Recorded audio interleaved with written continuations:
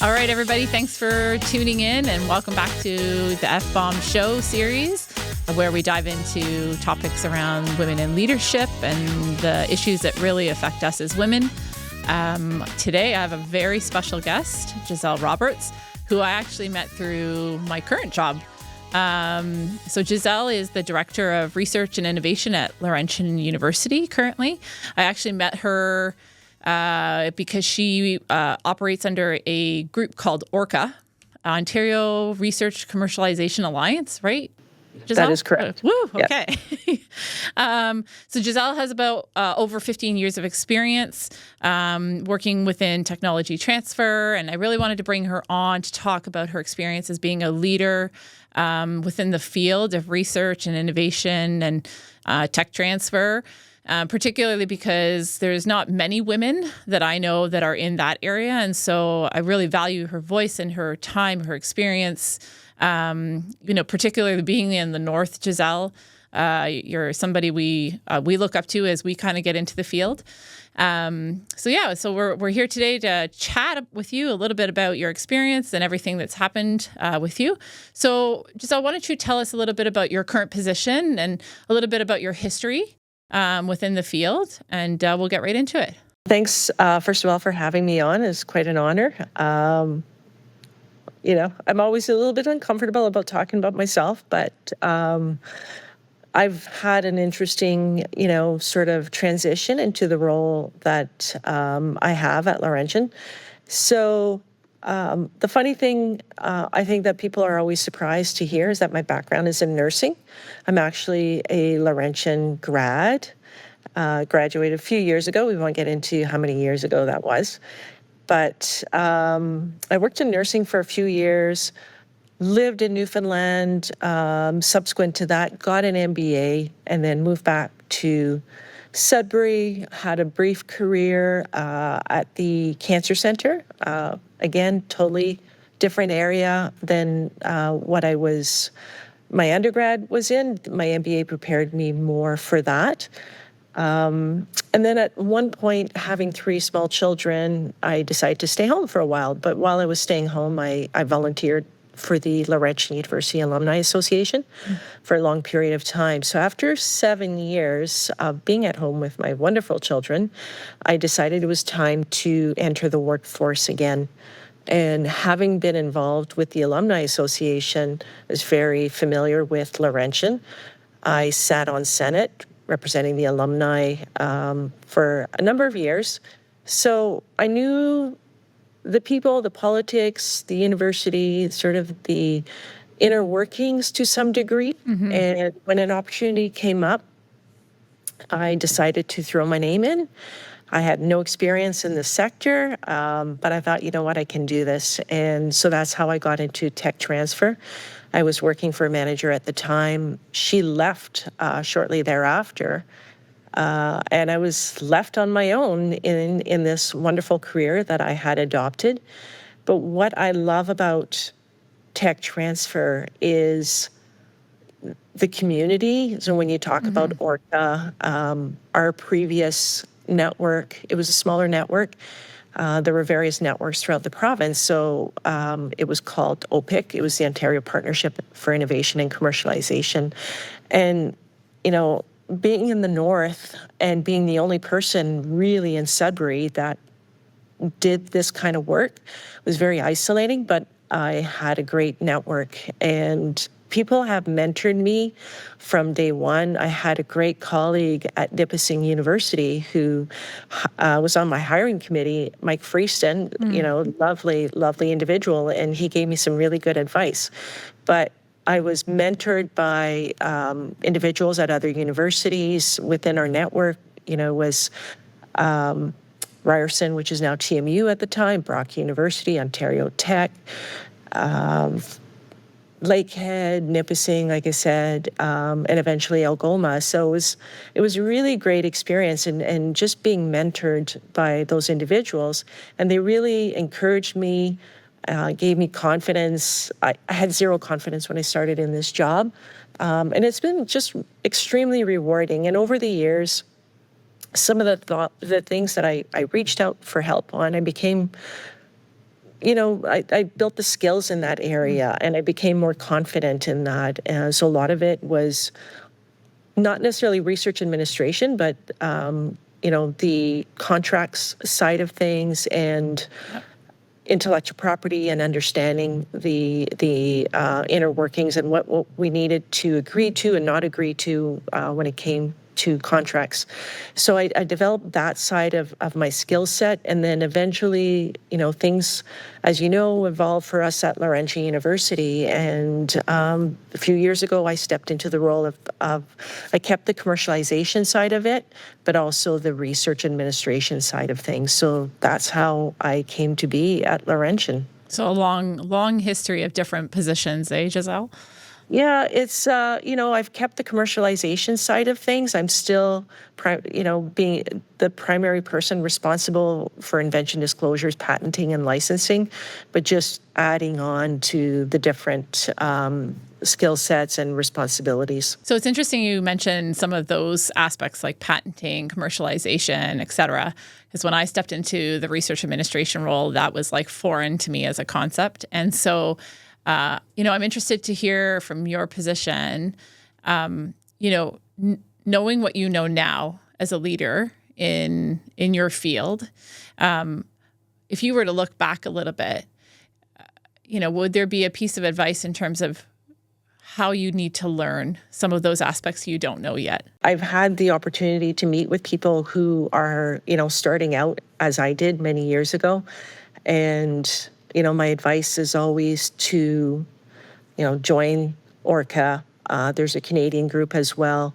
And it's to connect with people. That is just incredibly important because it's not a job necessarily that you go to college or university for. You learn on through doing it. There are opportunities now. A lot of I look at some of the new programs that have emerged, like Lab to Market, which is a training opportunity for graduate students that want to go on and become entrepreneurs, but it helps them learn some of the skills that they need to start a business and go with it. And you get a lot of people in our positions that have been entrepreneurs or scientists, and they evolve into sort of the business side of things at the college or the university. So there are opportunities to learn, but to me going to the meetings and connecting with people is the best way to learn. And the network will support you. It is it's I've been in this job for almost 18 years, and I've done the entrepreneurship side of things where we were funded for a network, and it's been wonderful as well. But the commercialization side of it, to me, is the most rewarding. It's the most giving. It's the most diverse. It is incredible. And, for someone with a nursing background, I've been accepted, and I've been more than accepted. I had the opportunity a few years ago to put my name in for a board in the US, and I never would have thought of doing something like that. I haven't done that many licenses. I haven't patented that many technologies. And, a good friend of mine who was at the University of Waterloo at the time and said, you're not putting your name forward to sit on a board to do those activities. You're there to represent us and to represent our interests. Never would have thought of doing something like that without that kind of endorsement and confidence from a colleague. Yeah, and it sounds like mentorship has come from a variety of different people for you. And so that's been a very important aspect to growing yourself as a leader, so to speak, right? So who are some of those mentors that have been kind of fundamental for you? Oh, like I said, I think, and I've been through different phases of my life, right? So, 100% the first 10 years or so have been like people in tech transfer from different universities. In the last couple of years, the people I learned the most from are some people in my community that are not necessarily in my line of work. It's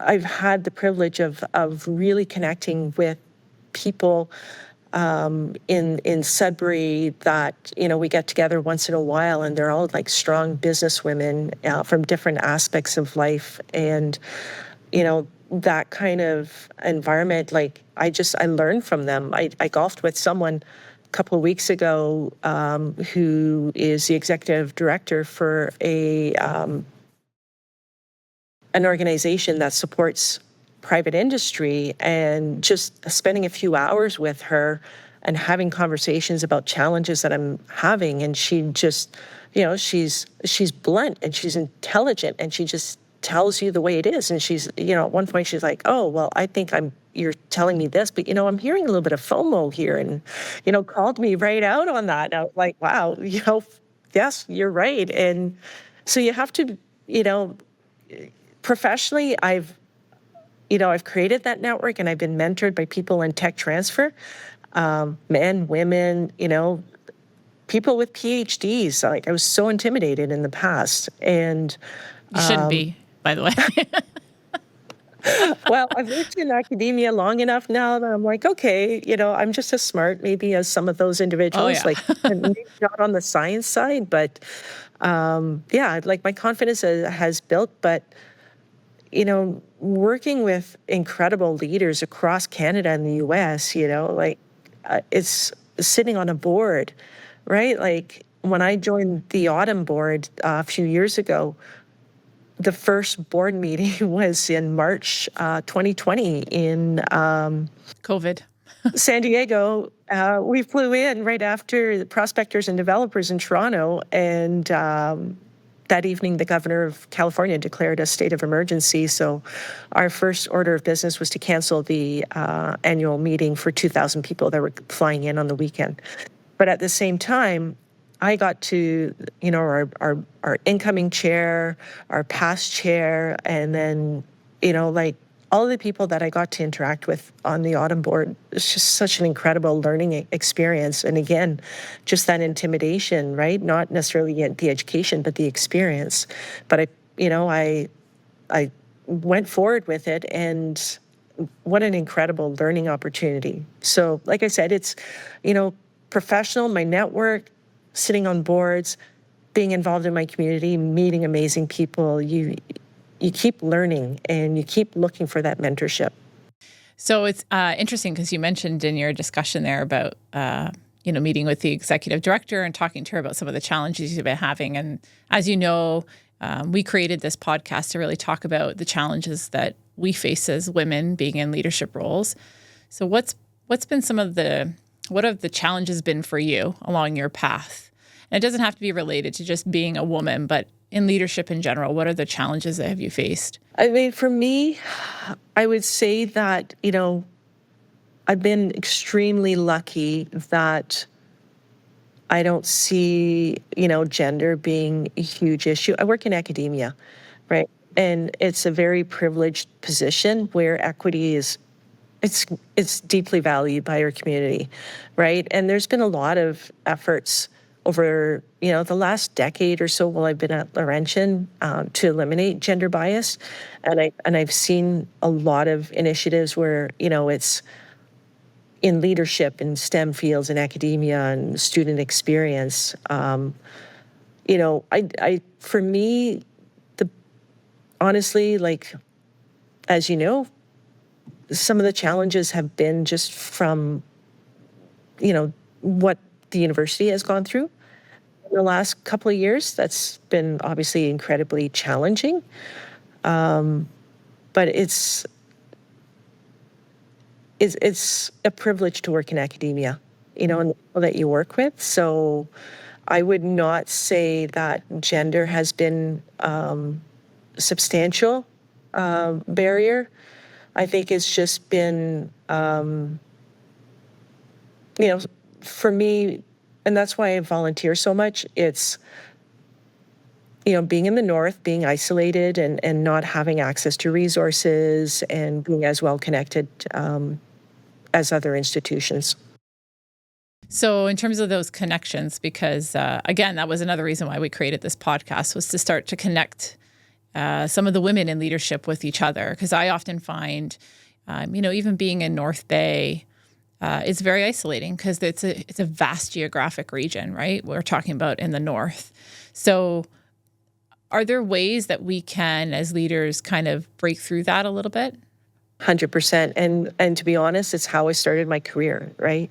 Volunteer, uh, get yourself out there. That's a big thing for me is, whether you're volunteering at the board level, if you're volunteering in your community. So I'm on, I'm part of the steering committee or whatever you want to call it for ORCAS. So at the Ontario level, I volunteer at the Canadian level as well, the Canadian Tech Transfer Professionals. I'm a member of Autumn. So I'm on the Autumn steering committee as well. So that's, to me, through volunteering, and you get to meet other individuals, but you get the opportunities as well to be involved and to be part of it. So, you and I are both at small institutions, right? And again, it's the privilege of being in academia where maybe it's not the same outside of research and innovation, but I find that our community is very inclusive. And if you don't get involved, it can be very isolating. But also, in leadership, to me, it's step outside of your circle as well. So like I was talking about is creating those networks of women and other leaders that are outside of your area. Just stick within your own network, like I started, hanging out, and sometimes it's twice a year, sometimes it's 5 times a year, where I get together with some women in my community. And what's refreshing about it is you're not focused on your work. You're focused on having, these conversations with women and learning about what they're doing. And a good friend of mine, one of the first times we got together, we went downtown, had a glass of wine, and there were 4 or 5 of us. Few of us were a little bit older, some were a little bit younger, a few people like no children starting off, like very small children. Some of us, one individual is just approaching retirement. And just before we left, she said, I want to know what's keeping you up at night right now. And it was interesting having a conversation. Like everybody had something very different. Some of it was, children, literally, or, worries about health or careers or whatever. And it takes you out of that space where you're just, when you're in leadership, you do get very focused on your job and your challenges and what comes next. And it's really refreshing, I'm a runner as well. So, when you come home, I just feel like it's kind of like almost like you went for a run. You just have that. It's an outlet, right? Like it's an outlet. Yeah. Yeah. It's And an it just, outlet. it really helps clear your head, but it also gives you, it's just you absorb some of that knowledge and this, not necessarily the skills, but just the mindset, right, from other people, and you can bring that into your own. Well, and it grounds you a bit, right? Like it grounds you in the fact that there are others that have different concerns or problems, and they're all in the same kinds of positions, and they all have challenges, right? Exactly. Sometimes, it goes back to the FOMO. You think that, oh, I'm the only one that's, That should be the title of this podcast, by the way, FOMO. exactly. But like you said, it grounds you. And then you see that other people are all also struggling. And, with social media and LinkedIn, and oh, wow, like that person is like, they're doing so great. And here I am struggling with this. Right. So it really does ground you.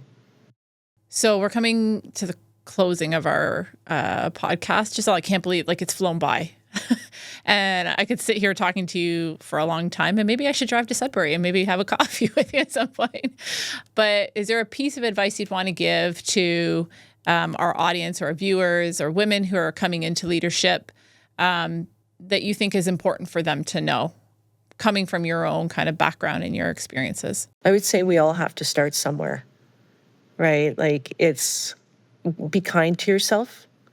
That's give yourself time, but it's yeah, you really, I think back about my career and, just being some of the first calls that I was on, like back before we had Zoom or Teams or anything like that, and I'd be sitting in my boss's office and we'd be on a call with our network and I would literally say, like, I'm not expected to contribute, right? Like I can just sit in the back and listen to everybody.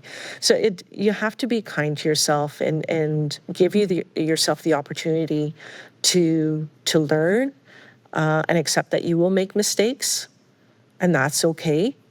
But just take your time, educate yourself, surround yourself with good people, and just be willing, right? And also, I think one of my biggest things is if you are not passionate about what you do, then you need to look at what you're doing and why you're doing it, because everybody that I come in contact, they know me. They know how passionate I am and how excited about the work that I do. I love working with entrepreneurs and meeting students, and it's not a job to me. I always think about, the work that you do does not define you, but how you do your job does define you. And you have to care and you have to be passionate. So I think that the pathway to leadership is a lot easier when you're passionate about what you do and you really care. Love it. And I think that's a great way to end, because that's certainly a topic we want to explore in a few episodes. But Gisele, thanks for your time. Thanks for being with us and giving us some of that wisdom and some of that history that I think it will help others, and certainly has enlightened me a little bit. I learn from every episode I do something. And I really appreciate your time. You're welcome.